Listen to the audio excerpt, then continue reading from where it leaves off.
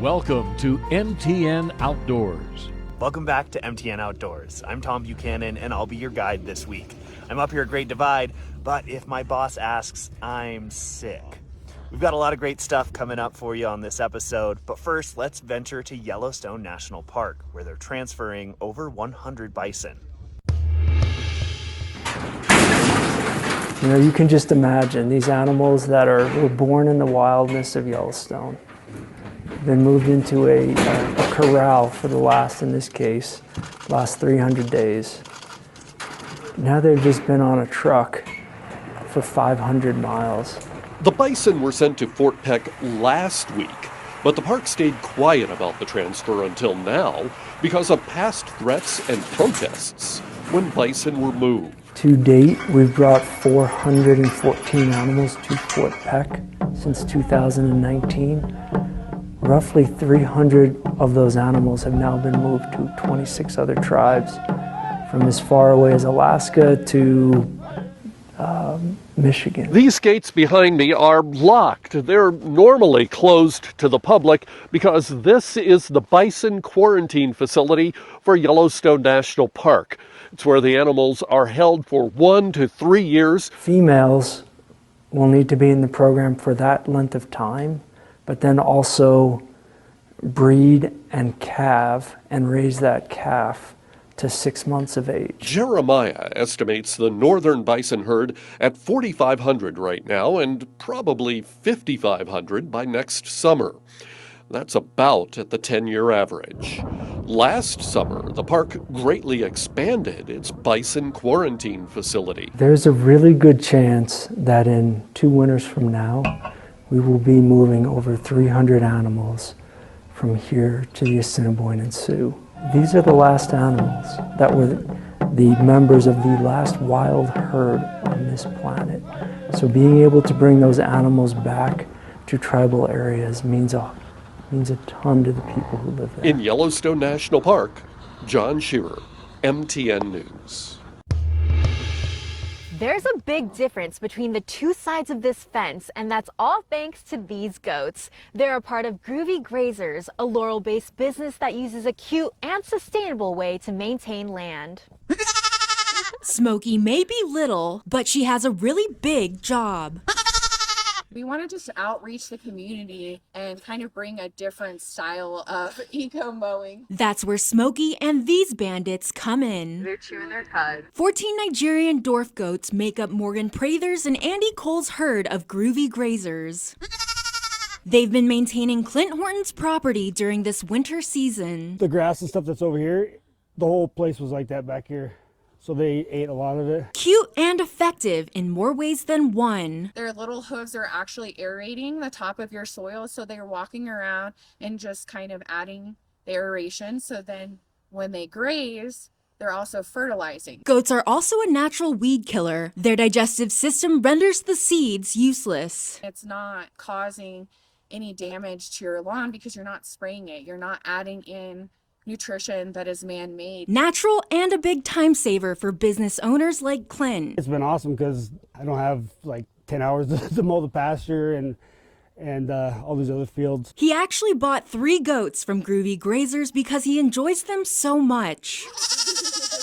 Something Morgan and Andy want to offer to the rest of Montana. You are a star, Karen. We're going to try and show up at multiple parades in town. We're looking at doing an Earth Day event. We're also doing birthday parties. As for this non-traditional lawn care service, their pricing is on par, if not a little cheaper than a traditional mowing company. But the Air Force vet is hoping to give back to all. We do offer heavy discounts for veterans, elderly, teachers, first responders. A groovy idea. Some would even say the greatest of all time. In Laurel, Alina Howder, MTN News.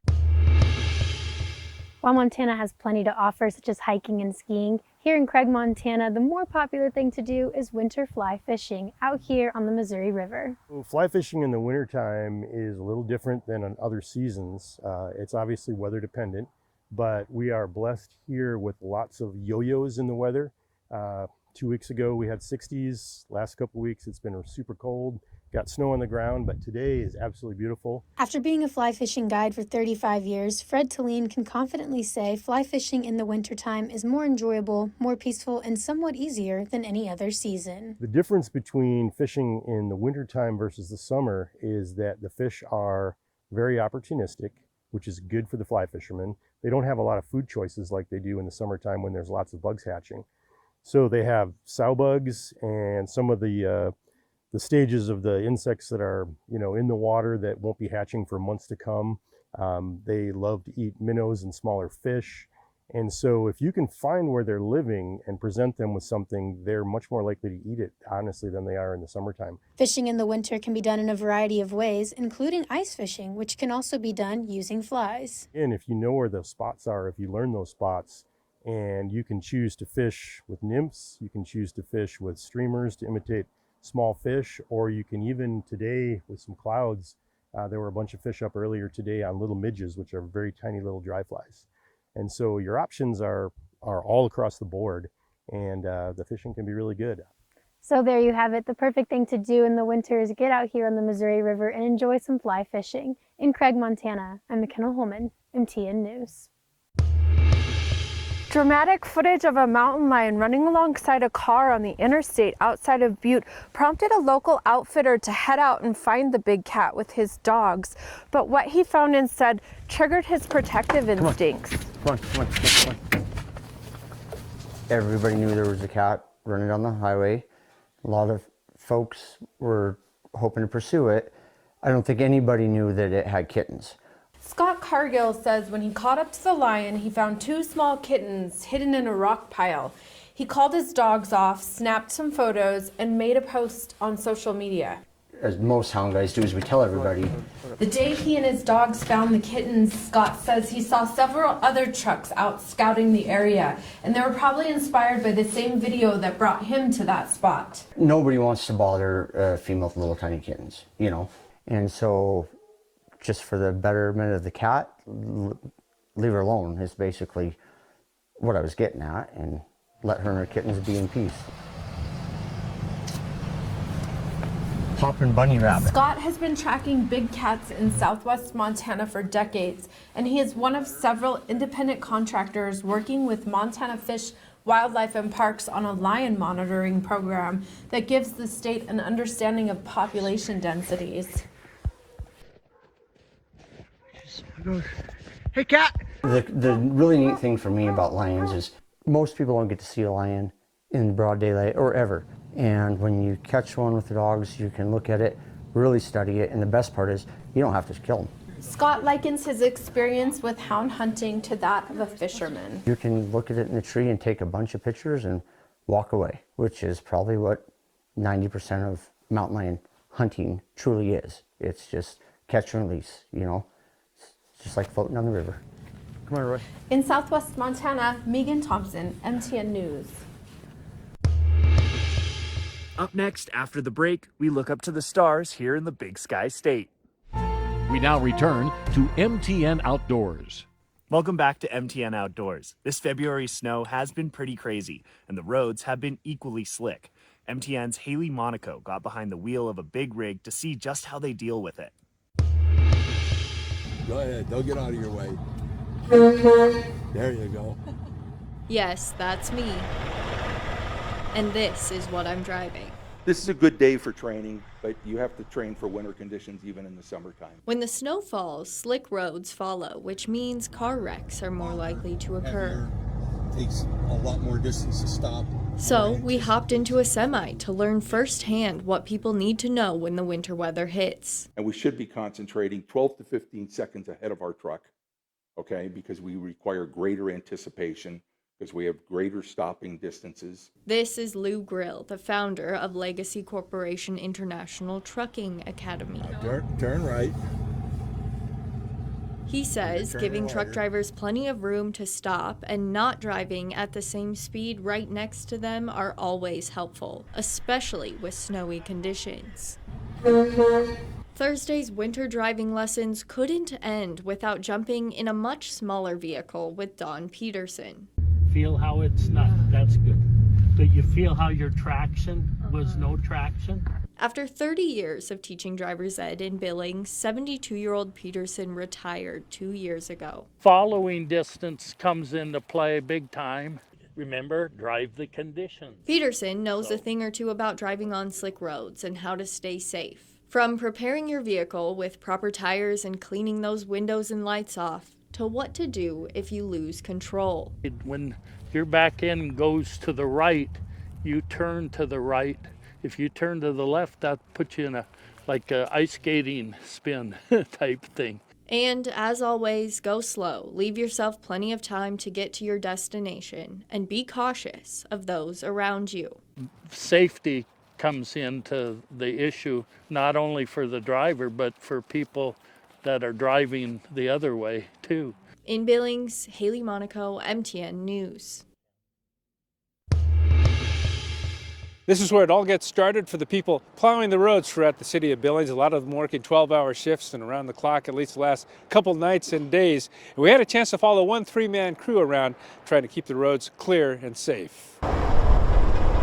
Typically, snowplow drivers will travel about 100 miles during a 12-hour shift, sometimes working in the worst of conditions. Long hours sometimes, but not too terrible. Mike Lynn is a senior equipment operator and drives the first truck on this shift, followed by two others to clear the snow to the side of the road. Trying to keep it off the sidewalk and lay it right in the gutter for most part. I mean, there is spillover, it's hard to control the snow, but we try not to bury sidewalks best we can. It's a similar choreography for five-man crews working the wider streets, and they may move the snow to the middle. Salt, and then different sands, and then some chips in there. While plowing, they also drop sand and gravel to make for better traction. We just try to be as efficient as we can that way, and if you just plow, then you got to come back and sand later, and we've got too many lane miles to take care of to be repeating the same steps on the same street. Derek Miller is the city's street traffic division manager and says 19 have been scheduled to work this night, and he keeps a close watch on the weather to make sure crews are ready when the snow accumulates. If we miss it by an hour from when it started snowing until the time we get crews in there, that's 2 hours of time wasted where we're behind the storm, and we hate that. So we try to be as proactive and stay as far ahead of the storm as we can. He says drivers clear about 1,200 lane miles in Billings. With this storm, it's not expected that residential streets will need plowing, but when they are plowed, residents can check the map on the city's website to find out when crews expect to be in their neighborhood. But some residential streets still get plowed. It's a residential, but we call it a priority 2. This particular route is a route to the fire station. And in the end, they like keeping the roads safe for the people of Billings. Oh yeah, it's an incredibly satisfying job. You feel like you're helping out a lot with the slick roads and stuff. In Billings, David J., MTN News. This is home to Belgrade Middle School education, but this coming weekend it'll be home to a tradition for many Montana young people. Hunter education classes begin for this coming season.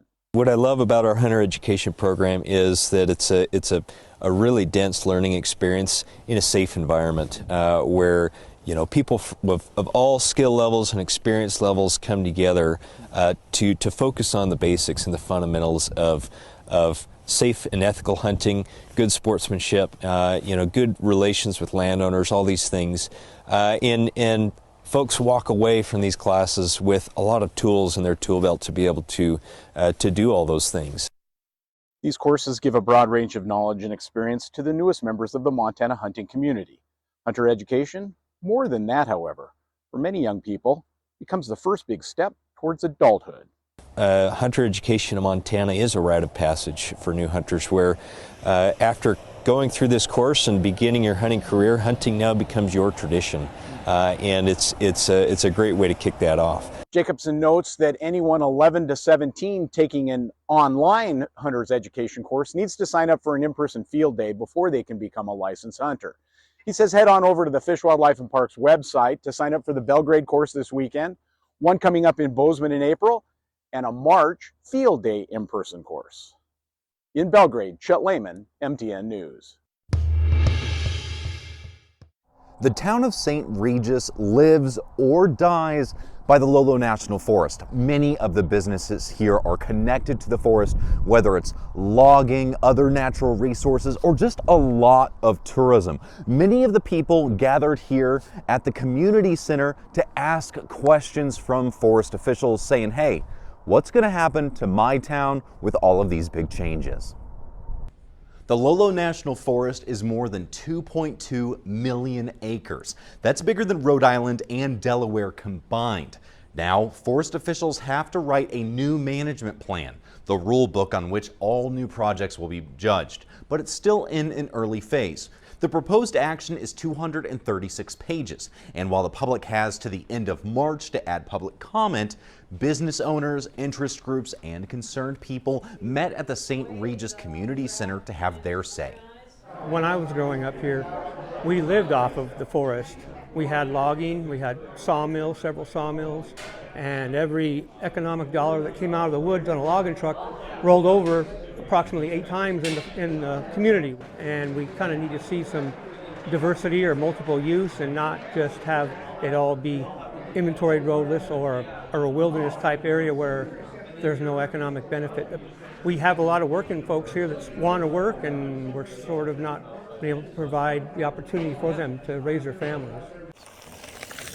The document, divided by 8 forest districts, must weigh the often competing needs for recreation, logging, fire management, and wildlife protection. John Doty, who fishes in the forest, empathizes with the task. Well, I think the team's doing a good job. I mean, it's a tough process. All these different factions who all have you have the wilderness and the logging and the biker, all these groups, and to manage that's really hard. All the comments must be considered this summer, and officials will meet with groups to try to strike the correct balance. Doty said he came just to make sure Rock Creek has a voice. St. Regis, they're really concerned about work and job opportunity, and they have recreation, right? Probably Missoula, so many students, they're probably more recreation. I would think that's a huge, larger focus there. And I'm a fisherman, so I value Rock Creek. We all have our interests. Forest officials said they want people to read the parts of the plan that focus on where they live. Public comment is highly encouraged, and the next gathering to discuss potential changes will be on the University of Montana campus in the Alice Lund Instructional Auditorium at 5 to 7 p.m. This is just one step in the long process before the plan becomes final. For more details, check out the story on our website. In St. Regis, James Dobson, MTN News.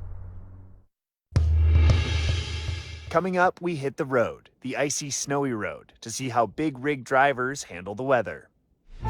We now return to MTN Outdoors. Welcome back. Montana is known as Big Sky Country, and one of the draws to tourists is being able to see the stars at night. Our own Ali Kaiser has some information on light pollution and how to prevent it. A benefit to living in a rural state is less city lights and more opportunities to see the stars, but light pollution can impact your view. Here in Montana, it's kind of our heritage. What we're used to is a dark night sky where you can see the Milky Way. According to Hannah Ho, who provided satellite images, light pollution in Helena has grown substantially since 2013, mainly because of the growing population.